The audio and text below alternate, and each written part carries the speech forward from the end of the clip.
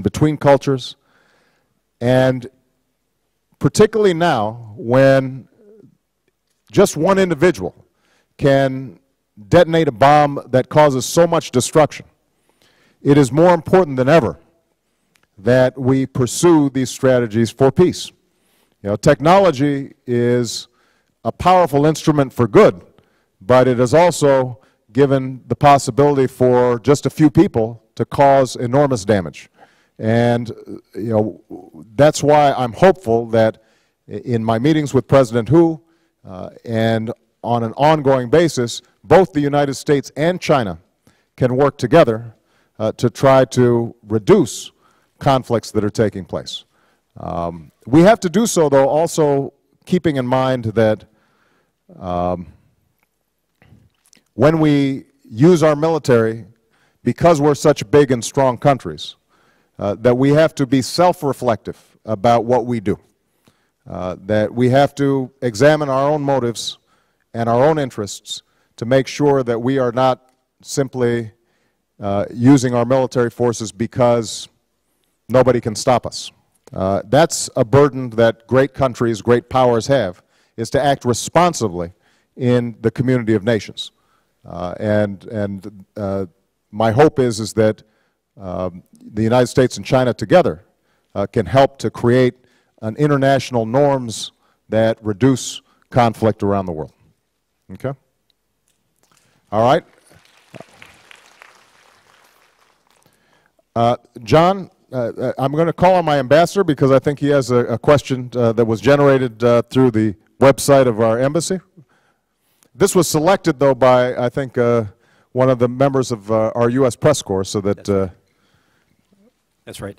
And not surprisingly, in a country with 350 million internet users and 60 million bloggers, do you know of the firewall? And second, should we be able to use Twitter freely, is the question. Well, first of all, let me say that I have never used Twitter. I notice that young people, you know, they're very busy with all these electronics. My thumbs are too clumsy to type in things on the phone. But I am a big believer in technology, and I'm a big believer in openness when it comes to the flow of information. I think that the more freely information flows, the stronger the society becomes. Because then citizens of countries around the world can hold their own governments accountable. They can begin to think for themselves. That generates new ideas. It encourages creativity. And so I've always been a strong supporter of open internet use. I'm a big supporter of non-censorship. This is part of the tradition of the United States that I discussed before, and I recognize that, you know, different countries have different traditions. I can tell you that in the United States, the fact that we have free internet or unrestricted internet access is a source of strength, and I think should be encouraged. Now, I should tell you, I should be honest. As President of the United States, there are times where I wish information didn't flow so freely, because then I wouldn't have to listen to people criticizing me all the time. I think, you know, people naturally are, when they're in positions of power, sometimes thinks, oh, how could that person say that about me, or that's irresponsible, but the truth is that because in the United States information is free, and I have a lot of critics in the United States who can say all kinds of things about me, I actually think that that makes our democracy stronger, and it makes me a better leader, because it forces me to hear opinions that I don't want to hear. It forces me to examine what I'm doing on a day-to-day basis to see, am I really doing the very best that I could be doing for the people of the United States? And I think the internet has become an even more powerful tool for that kind of citizen participation. In fact, one of the reasons that I won the presidency was because we were able to mobilize young people like yourself to get involved through the internet. Initially, nobody thought we could win because we didn't have necessarily the most wealthy supporters. We didn't have the most powerful political brokers. But through the internet, people became excited about our campaign, and they started to organize and meet and set up campaign activities and events and rallies. And it really ended up creating the kind of bottom-up movement that allowed us to do very well. Now, that's not just true for government and politics. It's also true for business.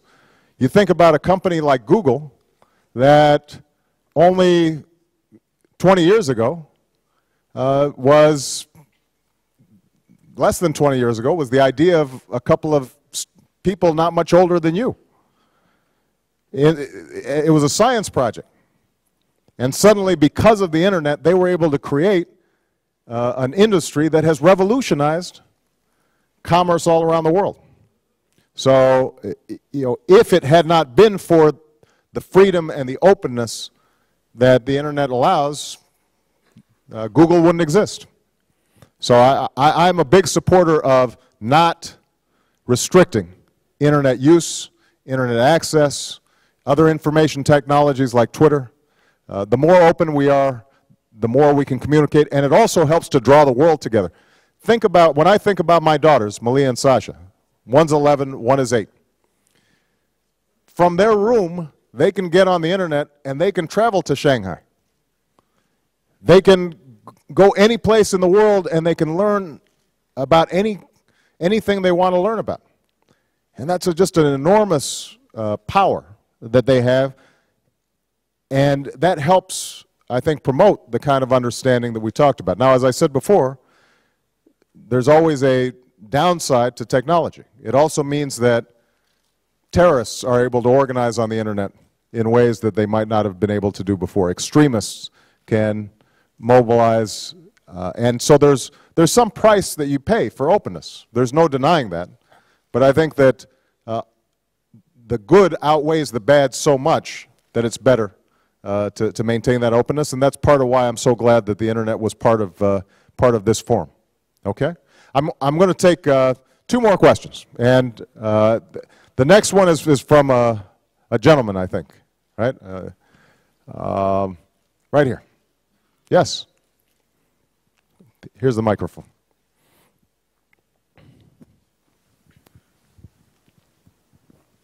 First, I'd like to say that it is a great honor for me to stand here to ask you the questions. I think I'm so lucky and just appreciate that your speech is so clear that I really do not need such kind of headset. And here comes the question. My name is Zhu Yuantian from Fudan University School of Management, and I would like to ask you the question is that now that someone has asked you something about the Nobel Peace Prize, but I will not ask you in the same aspect. I want to ask you in the other aspect that since it is very hard for you to get such kind of honorable prize, and I wonder, and we all wonder that how you struggle to get it, and what's your university college education that brings you to get such kind of prizes, and we are very curious about it, and we'd like to invite you to share with us your campus education experiences so as to go on the road of success. Well, first of all, let me tell you that I don't know if there's a